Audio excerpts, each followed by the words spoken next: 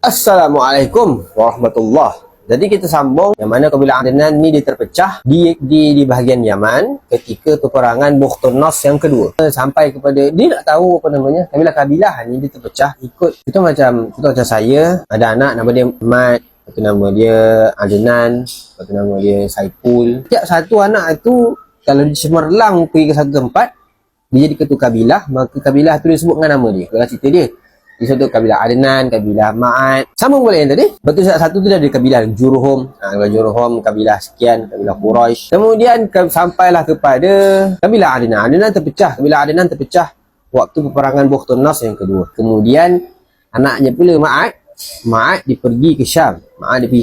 Disebabkan ada tekanan daripada peperangan Bukhtun Nas tersebut.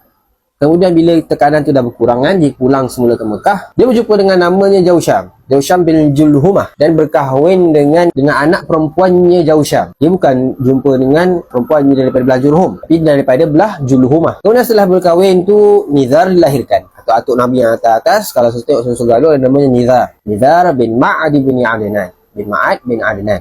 Okey, jadi Nizar dilahirkan waktu tu.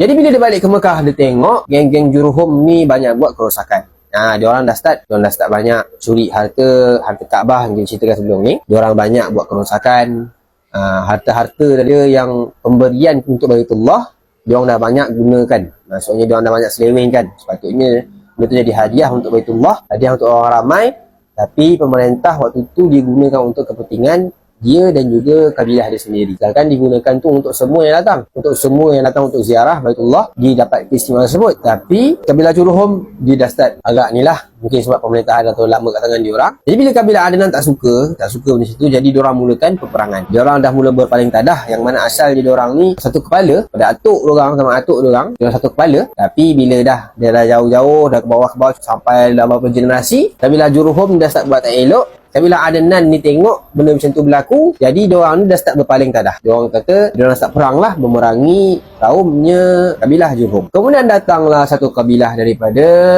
negara ataupun kerajaan Sabak. Kita tahu sebabkan banyaknya diorang ni pindah disebabkan berlaku pecah empangan Said Al-Arim. Okey, pecahnya empangan di kerajaan Sabak. Berlaku peristiwa Said Al-Arim.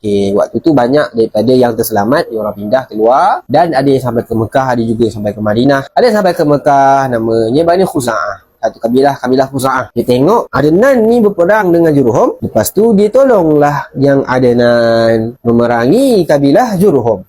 Yang akhirnya kabilah Jurhum kalah dan tewas. Dan sewaktu diorang diusir keluar tu, diorang menimbus Telaga Zamzam. Dan setelah tu Telaga Zamzam tiada dari dalam lada. Maksudnya tak keluarlah Telaga Zamzam. Sebab dia dah timbus dan dia tutup, tunjuk mana Telaga Zamzam berada, dia tutup. Maksudnya tak ada orang tahu di manakah keberadaan Telaga Zamzam ketika itu. Dia katakan harta-harta daripada yang diberikan kepada Baitullah tu semua dibuang dalam Telaga Zamzam, kemudian ditimbus. Telaga Zamzam pernah ditimbus sekali sewaktu tersebut, dan ianya berlanjutan sehingga kita nantikan seterusnya. Boom.